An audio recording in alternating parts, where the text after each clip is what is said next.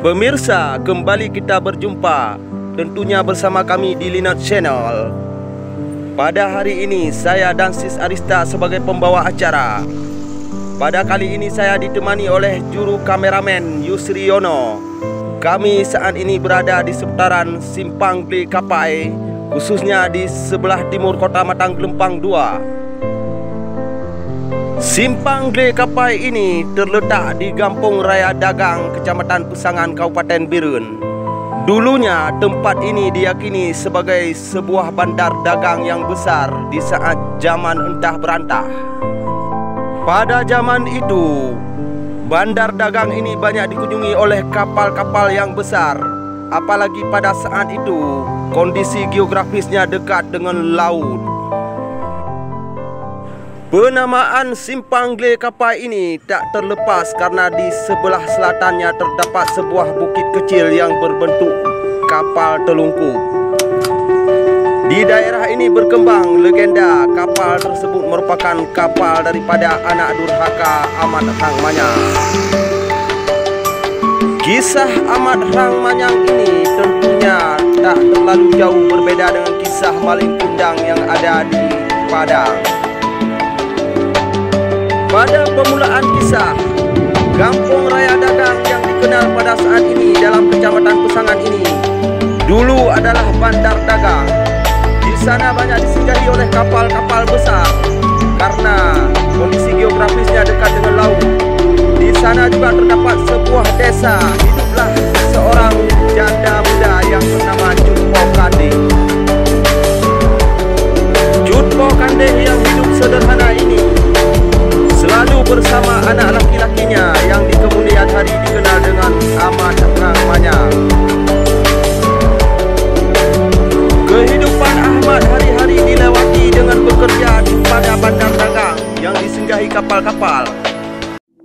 Tiap hari si Ahmad selalu memuat arang ke dalam bot tongkang dan melihat para kapten dengan gagah perkasa dan para awak kapal, sehingga si Ahmad akhirnya terobsesi ingin hidup mewah dan menjadi orang hebat sebagaimana para kapten kapal yang sering singgah di bandar dagang tersebut.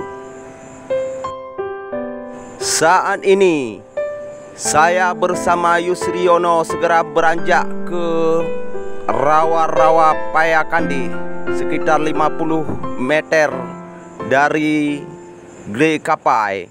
Kami pun mulai membidikkan kamera. Terlihat kameraman kami Yusriono membidikkan kamera ke segala penjuru Payakandeh. Di Payakandeh inilah pada zaman entah berantah hidup Cutpo Kandeh, ibunda daripada Ahmad Rang Manyang.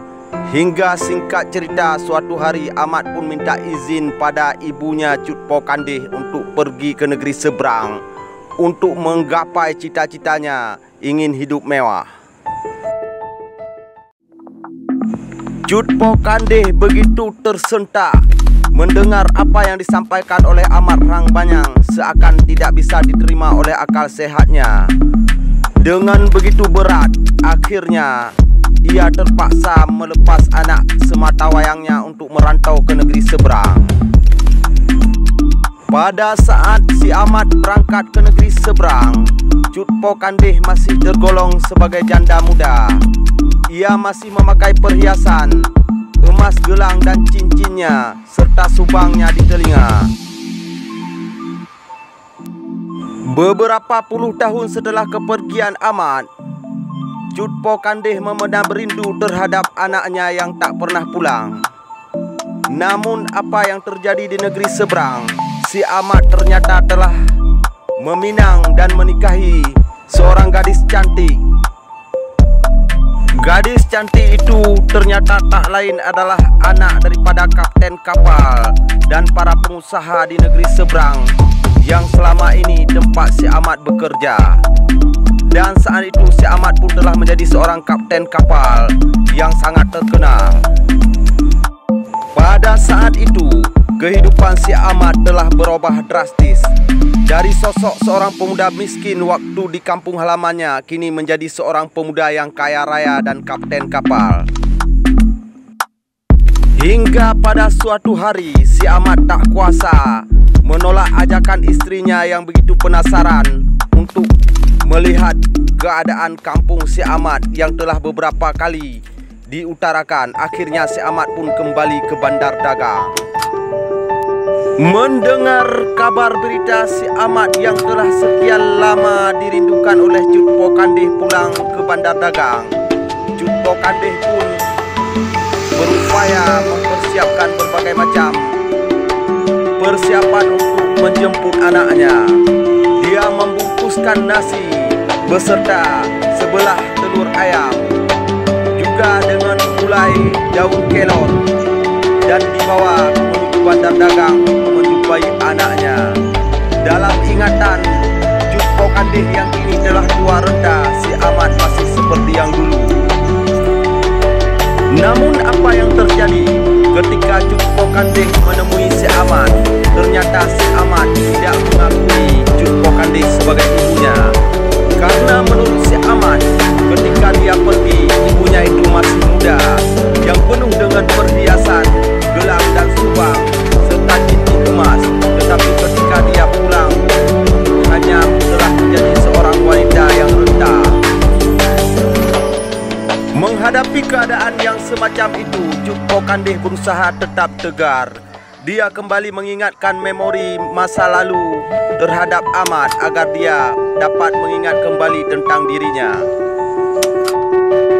Berbanding terbalik dengan Ahmad, Ahmad tetap saja tidak mengakui wanita tua itu sebagai ibunya. Di tengah kerumunan orang-orang yang begitu ramai di Bandar Dagang, nampak istri si Ahmad berusaha mengingatkan si Ahmad. Istri si Ahmad begitu sayang terhadap wanita yang telah begitu mengiba-ngiba untuk mengingatkan si Ahmad sebagai ibunya. Tetapi si Ahmad ternyata memendam rasa malu terhadap istrinya karena ibunya telah tua.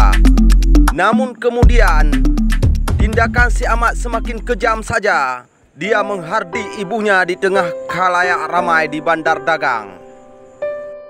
Semua bawaan Cut Pokandeh yang berupa nasi dalam bungkusan yang disertai dengan telur sebelah dan kuah gulai semua diobrak-abrik dan dilempar si Ahmad. Kemudian dengan keras dia mengusir Cut Pokandeh tersebut yang sebenarnya adalah ibunya sendiri. Dengan perasaan sedih, ibu si Ahmad pun berdoa dan mengutuk si Ahmad. Semoga Tuhan Allah Subhanahu wa Ta'ala memberikan ganjarannya setimbal. Sesaat kemudian badai dan petir menghantam dan meluluh lantakkan seluruh Bandar Dagang serta kapal si Ahmad. Kapal si Ahmad pun terlungkup yang kemudian menjelma menjadi sebuah bukit, sedangkan tubuh si Ahmad terhempas ke laut lepas. Dan kini tubuh si Ahmad terdapat di kawasan Krung Raya Aceh Besar. Demikianlah cerita ini kami angkat. Semoga menjadi manfaat bagi generasi yang akan datang agar tidak durhaka pada ibunya.